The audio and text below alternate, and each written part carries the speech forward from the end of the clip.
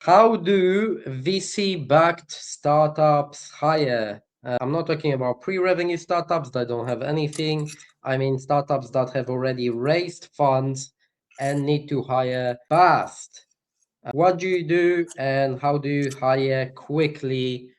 What is the process? So we're talking not pre-revenue, so probably not like a pre-seed or seed. We're talking maybe like a solid seed or Series A.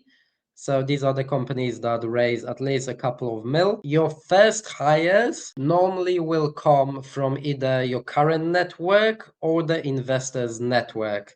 So this might be some of the key leadership roles or the engineering roles, depending on what you do. Most of the time, by the time you already start applying for funding and start talking to investors, they would want to know who's in your team or who's in your potential team. So by the time the funding gets approved, usually the first few hires are sorted. Then after that, depending on what you need, if you start scaling fast and need people quickly, I would say the best thing to do is actually just hire a recruiter or a small agency rather than recruit on board. Maybe hire some agencies, because a lot of startups make that mistake. They spend too much time on hiring and they run it like fundraising, they spend ages.